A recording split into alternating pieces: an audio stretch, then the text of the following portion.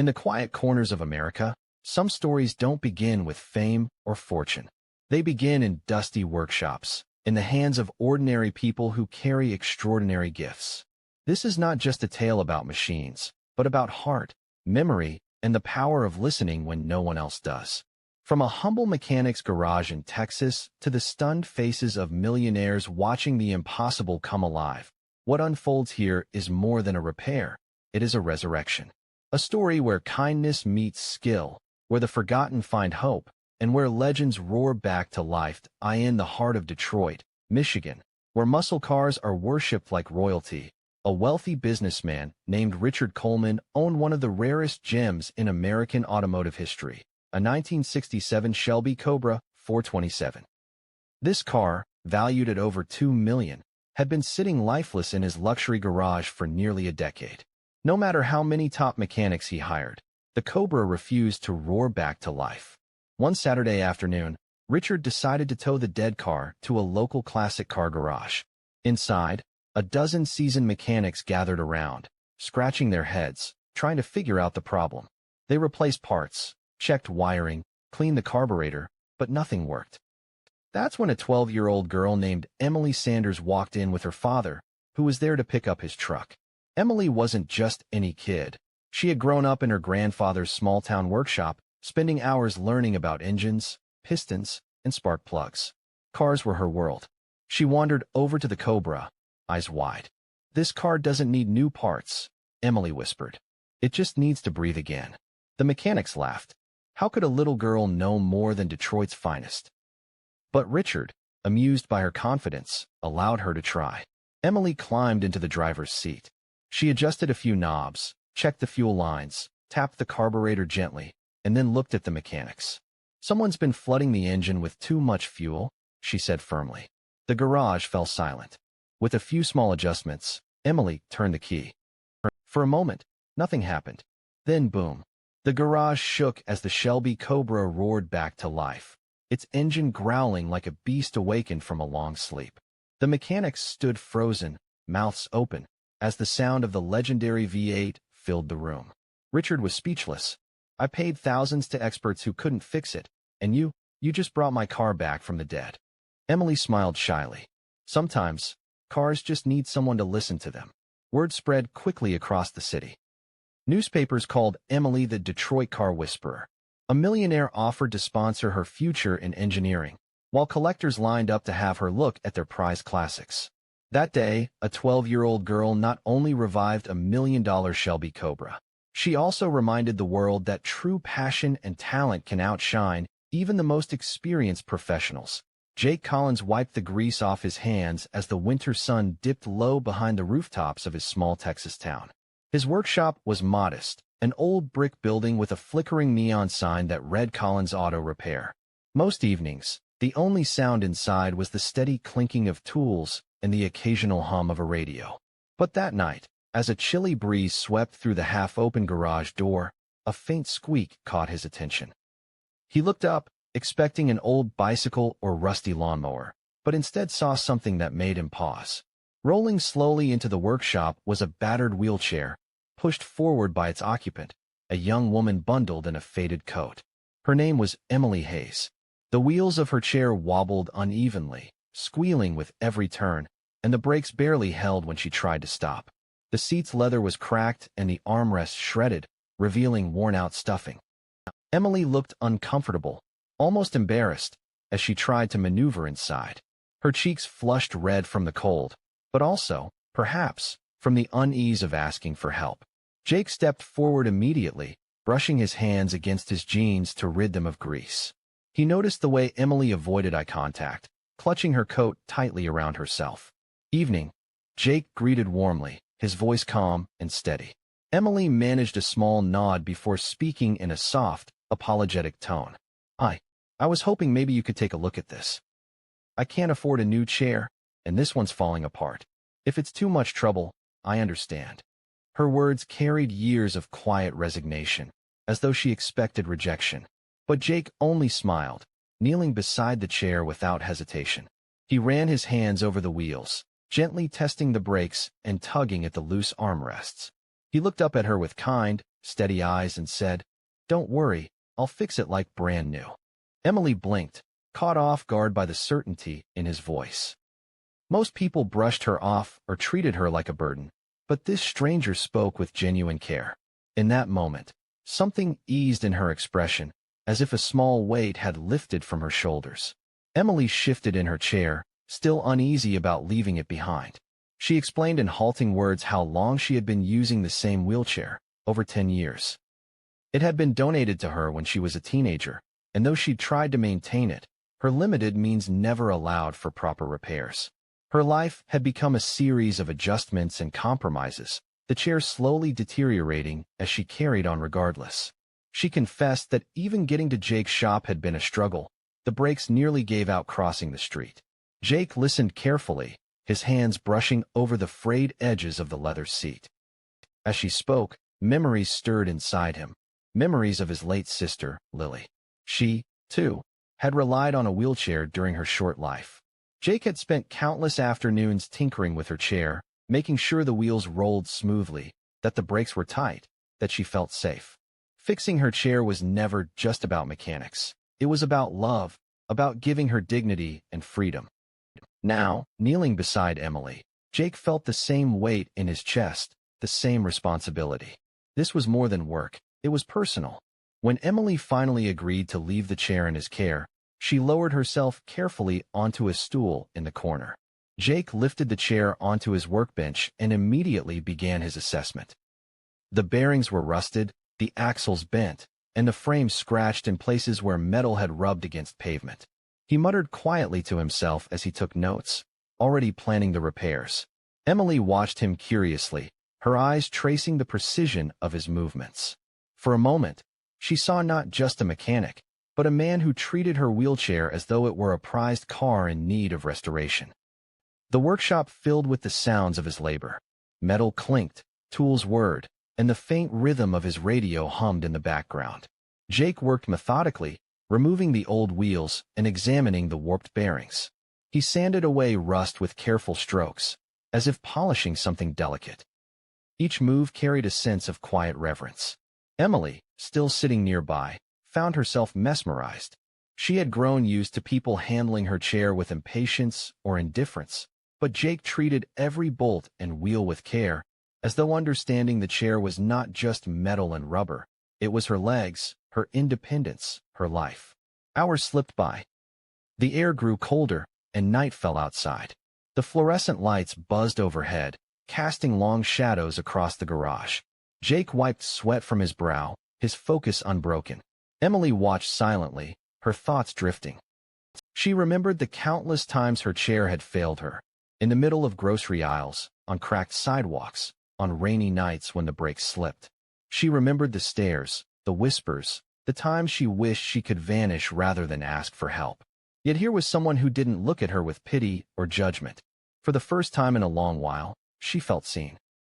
At one point, Jake paused to grab a box from the back of the shop. Inside were parts he had been saving, stronger wheels, new brake pads, and fresh cushioning he had originally set aside for an old bike project. Without hesitation, he chose them for Emily's chair. He didn't tell her, but he knew she couldn't afford these upgrades, and he refused to let her leave with anything less than safety and comfort. He told himself it was just the right thing to do, but deep down, it was also for Lily. This was his way of keeping her memory alive. As he tightened the final bolts, Jake glanced at Emily. She had dozed off against the wall, exhaustion written on her face. Her coat had slipped slightly, revealing thin wrists and hands roughened by years of struggle. He swallowed hard, reminded again of how unfair life could be. Quietly, he returned to his work, making sure every detail was perfect. He added small touches, polishing the frame until it shone, adjusting the height of the armrests, ensuring the wheels glided without resistance. To him, this wasn't just about repair. It was about giving Emily something she hadn't had in years, dignity. When Emily stirred awake, Jake was standing beside her, smiling faintly. "It's ready," he said softly. She blinked, confused at first, then wheeled closer. The sight made her gasp. The same battered chair now gleamed under the fluorescent lights, the wheels aligned perfectly, the seat cushioned and smooth. Emily reached out, running her fingers over the restored armrests as if afraid it might vanish. With a tentative push, she rolled forward, and for the first time in years, the chair moved effortlessly, gliding across the floor like new. Her eyes filled with tears she tried to hide. She turned to Jake, her voice breaking. "I don't know how to thank you." Jake shook his head firmly, wiping his hands with a rag. "No thanks needed. You deserve this. Everyone deserves to move through the world without fear their chair will give out." His words carried more weight than she realized, rooted in his own grief, his own promise to his sister long ago. Emily lowered her gaze, overwhelmed. For years, she had been invisible to most people, defined only by her wheelchair. Tonight, in this dimly lit workshop, she felt human again. As Emily prepared to leave, Jake gently placed a blanket over her shoulders, insisting she take it against the cold. She hesitated at the door, then turned back. "You remind me of someone," she said quietly. Jake's chest tightened, but he only nodded. "You remind me of someone too," he replied. Neither spoke further, but in that shared silence, an unspoken bond formed. The garage door closed behind her as she rolled into the night, her chair smooth and steady, her spirit lighter than it had been in years. Jake stood watching until the sound of squeaks was gone, replaced now by silence and hope. Inside the workshop, Jake sat alone for a while, staring at the tools scattered across his bench. His hands were sore, his body tired, but his heart carried a quiet warmth. Fixing Emily's chair had reopened an old wound, but it had also given him something precious: purpose. He whispered a soft promise into the empty room, a promise meant for his sister, but carried out through Emily. "As long as I can, I'll keep fixing what the world breaks." And with that, Jake returned to his work, ready for whatever rolled through his doors next. The story of Emily's wheelchair repair spread quietly at first, shared through whispers in the small town outside Dallas. Neighbors told neighbors, and soon, Jake Collins became known not just as a car mechanic, but as the man who brought dignity back to a young woman's life. Emily herself spoke of him to anyone who asked, her voice trembling with gratitude. But Jake never boasted about it. For him, it wasn't about recognition. It was about doing what was right. Still, fate had other plans, and soon his small workshop would become the stage for something no one expected. Weeks later, on a crisp Saturday morning, a convoy of classic cars rolled into town. Their engines thundered down the street, turning heads. They belonged to a group of wealthy car collectors who often toured Texas together, showing off their prized machines. Among them was Richard McKay, a millionaire oilman with a passion for rare vehicles. His pride and joy was a 1965 Shelby Cobra, an American legend worth millions. But lately, the car had refused to start. No matter which high-end garage he sent it to, the problem persisted. The collectors laughed it off, but Richard was embarrassed. Someone in town had told Richard about Jake, the quiet mechanic who could fix anything. At first, Richard dismissed the idea. If top-class garages can't handle it, what can some small-town shop do? But desperation and curiosity won. That morning, the convoy stopped outside Jake's workshop, their polished machines glinting under the Texas sun. The roar of engines faded as Richard's Shelby Cobra, lifeless and silent, was pushed through Jake's doors. By then, a small crowd had gathered, whispering in awe. Emily happened to be among them, curious about what was happening at the place that had changed her life. Jake stepped forward, wiping his hands on a rag, just as he had the night Emily arrived. He looked at the Cobra with calm eyes, not intimidated by the rare machine or the wealthy man who owned it. Richard crossed his arms, skeptical. "They say you've got a gift, Collins. Let's see if that's true. My Cobra hasn't breathed in months. Mechanics from Dallas to Houston couldn't bring it back. If you can, I'll be impressed." His tone carried challenge, pride, and doubt.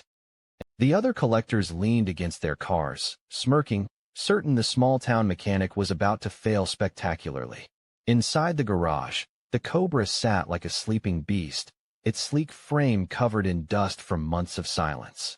Jake circled the car slowly, listening not to the laughter of the mechanics or the tapping shoes of impatient millionaires, but to something deeper, his instinct. He opened the hood, letting the scent of oil and metal wash over him. Richard scoffed. "I've seen 20 men open that hood. None of them found a thing."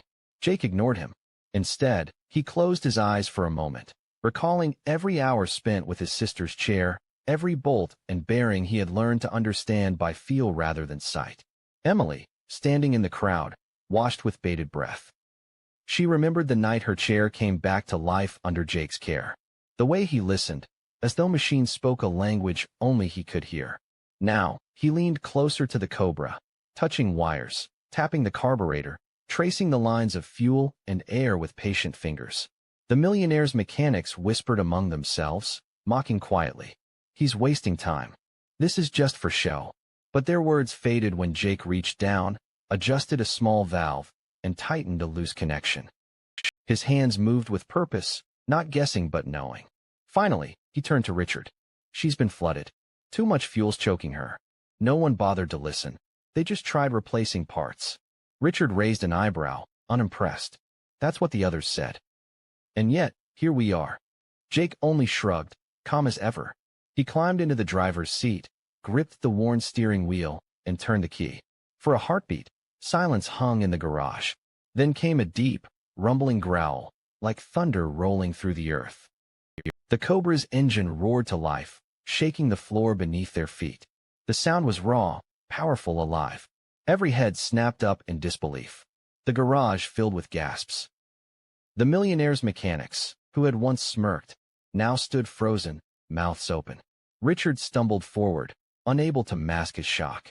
Impossible, he whispered. Months of silence, and you. His words broke off as the Cobra's engine settled into a smooth, steady purr. The beast was awake again, and everyone in that garage knew who had done it. Emily's eyes shimmered with pride. She had seen this before, but to witness it on a stage so grand, in front of doubters and experts, made her heart race. Jake stepped out of the car calmly, wiping his hands.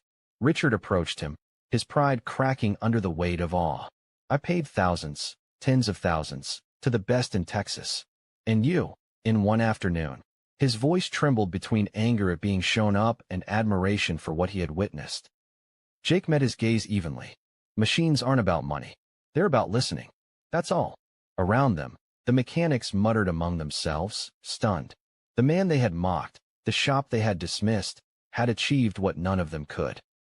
The roar of the Cobra outside grew louder as Jake revved it once more, the sound echoing through the town. Word spread like wildfire. By evening, Jake's workshop was crowded not just with curious neighbors, but with car enthusiasts from neighboring towns. Everyone wanted to see the man who revived the millionaire's Shelby Cobra. Emily stayed by the corner, quietly smiling, her heart full. She knew what they didn't. That Jake's gift wasn't just skill, but empathy. He didn't treat machines like cold metal. He treated them like they had a story, a soul. And maybe, just maybe, that was why they responded to him when others failed. For Jake, it wasn't just repair, it was resurrection. Richard, humbled, extended his hand. Collins, you've earned my respect. If you ever want work in Dallas, my doors are open. Jake shook his head with a faint smile. I'm not leaving. This town needs me. Emily caught the faintest shadow in his eyes, his promise to his sister still guiding him. Richard didn't argue further, but his tone softened. Then at least know this. Today, you've made history in front of men who thought they'd seen everything. Around them, the mechanics who once doubted now looked at Jake with a mixture of admiration and envy. As the collectors prepared to leave, the Cobra growled proudly down the street, its engine echoing like a beast returned from the grave. Richard tipped his hat to Jake, a silent acknowledgement of defeat and respect. The crowd cheered, children clapped, and whispers of the car whisperer began to ripple through town. Emily, wheeling closer, whispered just for Jake to hear, "Told you so." He chuckled, the sound warm and weary. For him, it wasn't about the applause or the titles. It was about keeping his promise, fixing what others gave up on, giving second chances where none were expected. That night, long after the last car had vanished down the road, Jake sat alone in his shop once again. The tools lay scattered, the scent of fuel still lingering in the air. He thought of Lily, of Emily, of the Cobra roaring like thunder. His hands were sore, but his heart was steady.